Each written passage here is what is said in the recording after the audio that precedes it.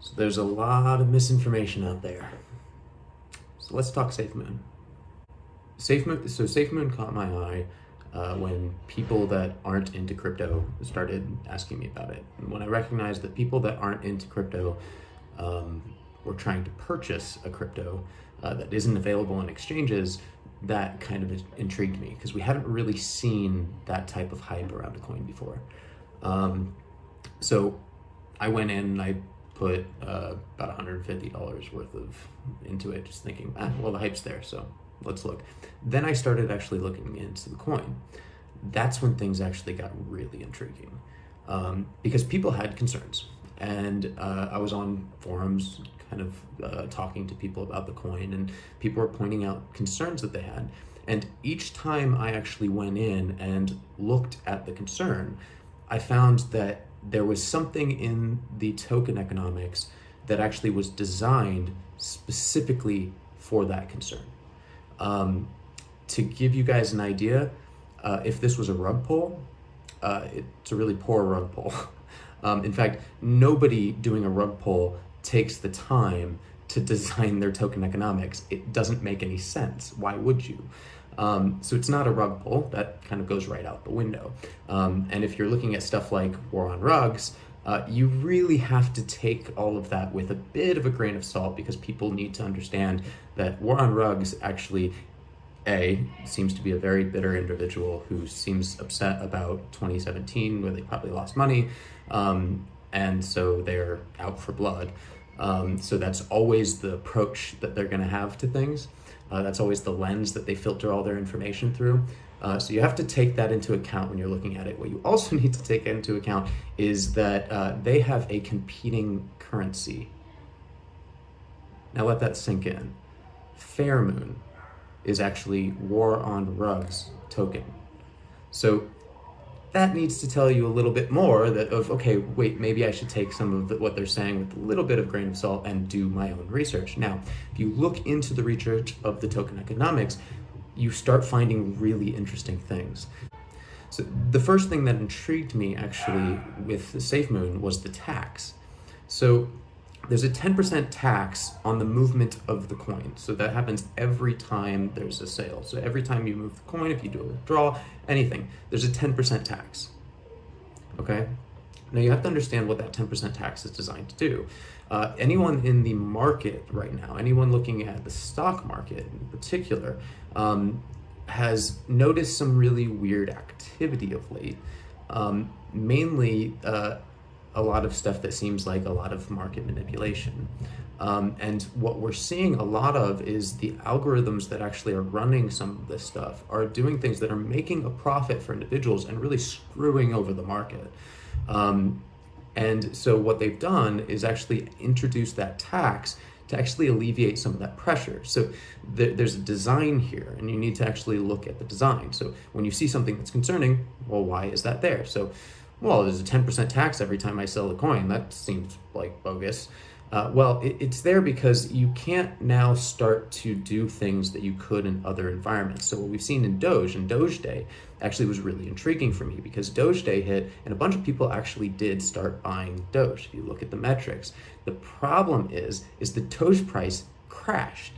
Why did it crash? Well, if people know that a bunch of people are going to be influxing a bunch of cash into a specific stock or a specific currency and they hold a lot of that, they can mess with you. They can actually trigger sell-offs. So you get these whales that basically do mass sell-offs that trigger people's sell orders that then trigger because their sell-off actually triggers a price decrease, which triggers a sell orders, which then triggers a bigger price decrease, and then they scoop in and buy up again. And that's why you get these fluctuations that just seem so weird, especially when there's a lot of hype around something. Where you get these dips. Now they're basically pocketing 3 to 5% on each of these cycles, and they can do this ad nauseum forever because they have the capital to actually do it. Now within SafeMoon, they would not be able to do that because they would be losing 10% on each of their returns. So they can't actually manipulate the price in little tiny fluctuations. They could try to do similar things on large movements, but they won't have the volume to actually trigger the large movements. So it actually does very good things there. The 10% tax from what's actually done in there, 5% basically goes into liquidity and 5% gets redistributed to the holders. So it's incentivized, you're incentivized to actually hold the token. This is designed to hold. People need to understand that right from the beginning. This is not designed to get in and take, oh, you're gonna get 100% profit and then you're just gonna pull it all out. That's really not the design here. The design is a long-term hold. So by holding, you get that 5% distribution goes back into the market, 5% goes into a liquidity pool that's locked, that cannot be used. There's also a burn rate that's occurring that's actually burning tokens. It sends it to a wallet that nobody has access to. It's a dead wallet, and this is a common practice. People like Warren Ruggs will point at it and be like, oh, well, who's accessing the dead wallet? That just tells me you don't understand how a lot of these cryptocurrencies work, because dead wallets aren't a new thing. I think we used a dead wallet actually. So it's a common practice. This isn't new. It's nothing to be afraid of. And this is stuff that their audits will end up proving is that you're basically going to say, look, nobody has access to this, so I don't get it. It's just dead. But that pulls it out of circulation. Now that's where people need to actually start looking at other concerns. So like someone raised a concern where someone said, oh, to the moon, here, safemoon, we're going to $1. And some guy basically hopped into the comments and said, if safemoon hits $1, that puts the market cap at $1 quadrillion. It's just never gonna happen. When I heard that, I said, oh shoot, like maybe I should sell out. But that's when I started actually looking into it, and that's when I remembered the burn. And this becomes very interesting, because what ends up happening is that the more activity that basically occurs on the network, the more of the coin gets taken away from circulation. So the amount of tokens and the amount of tokens in circulation are not the same. And you have to remember that. So you actually can't calculate market cap the same way you're doing with other tokens. So because of that, you've got this environment where the supply actually decreases over time. Are you recognizing why this is a hold currency? So supply decreases over time. Supply is also redistributed to the holders. That's what makes this something that is a long-term hold. You should look at this more like your 401k, not like your stock market. This is very interesting from an economic standpoint of what they're actually doing. I think that as this gets placed on exchanges, you're going to see additional increases in the activity that's occurring on the network. The activity increases are going to cause the supply to decrease, which is going to cause the price to go up. It has some very nice kind of cycles in it. And the liquidity pool actually is something that really, really, really intrigues me. And it's also something that I really understand why they're having concerns here, and also why they're having a hard time with messaging. Because they have the opportunity, because of the liquidity pool, to do some really, really cool things in the future that, but because it's future state stuff, they can't really show too much of their hand without fear of giving some of this away.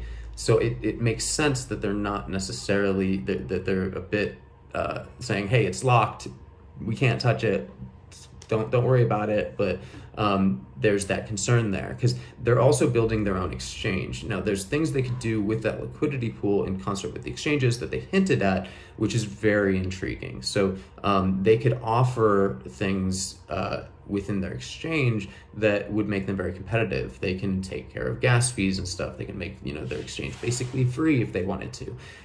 So this actually becomes increasingly interesting to look at if you actually dive into the economics. Now, one thing I want to make very clear, and I want to make sure that people are cautioned on, is the terminology and the wording that is used in the market right now, because there's a lot of people actually using the word scam. And I want to point out what a scam is. Scam implies intent. And if you look at the economics that have gone into the currency, you can't actually infer intent, because if you inferred intent, they wouldn't have done the work that they've done. It doesn't make any sense.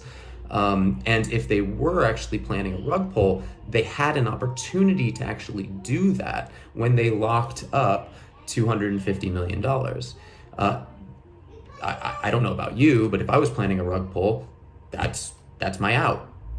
So the fact that that gets locked up really kind of proves that their intent actually is the other way. Now, I'm not saying because of that that safemoon is the next thing, or that safemoon is going to be successful. I'm very intrigued by safemoon. I think it's a great currency. I think that the design is solid. I like what they're doing here. I think that if they are successful, you will see regulators actually take note of this. And I think that some of what they've built into their currency might end up actually making it back into the stock market and stuff to actually fix some of the volatility that we're seeing there. I'm very excited for the possibility and the potential that exists here. It could fail. Every currency could fail. That doesn't make it a scam. A failure means that it doesn't actually get the momentum that it needs to actually get to stability. So failure is not actually the same thing as a scam. So failure means that they didn't actually get the momentum that they needed to actually get to stability. So there's a difference here. So if you don't believe in the currency and don't think it'll reach stability, say that. Don't say scam, because people have things attributed to that and it applies intent. And I can guarantee you that the intent is not there. Only due to the fact that if the intent was there, they had opportunity. And honestly, maybe if they had intent to do that, they've got the hype now where it doesn't make any sense to do it. Why would you crash something with the hype that this has when it has the potential to actually gain stability? If it gains stability, it will be worth way more in the long run for the creators than doing some stupid rug pull. This is something that just can't. It's infeasible for me for this to be a scam. It doesn't actually add up. No signs point to that. Now, do the signs point to success? I think that there's a good possibility. Could the project fail? Absolutely. All projects in this early state in this sort of environment can fail. You have to understand that. So I would never advise someone, and again, I'm not a financial advisor, all that stuff, but I would never actually advise someone to mortgage their house and put it in safemoon or something. That would be silly. But it is something that I think people should take note of right now, and they should watch. And if you have the opportunity to pick up some, I do think it's a good opportunity to hold as of right now. So my dogs are freaking out, and I'm gonna let you guys go. If you like this video, like and subscribe. I'll try to do more. If there's any currency that you would like me to take a look at, put it down in the comments. I'm starting to do a little bit more of that, just some reviews, because I've had some friends now that have reached out to me. If you need help actually going through the purchasing process of safemoon right now, you can also reach out to me. I've helped a few people go through that. It's far easier than people think if you know what you're doing. It's just that most people in the space just don't know what they're doing right now. So I love you all. Hope this helps. Bye. So the first thing that actually intrigued me here was the tax. So there's the first. You guys can probably hear that. It's a bunch of dogs barking. I'll wait for that to settle down.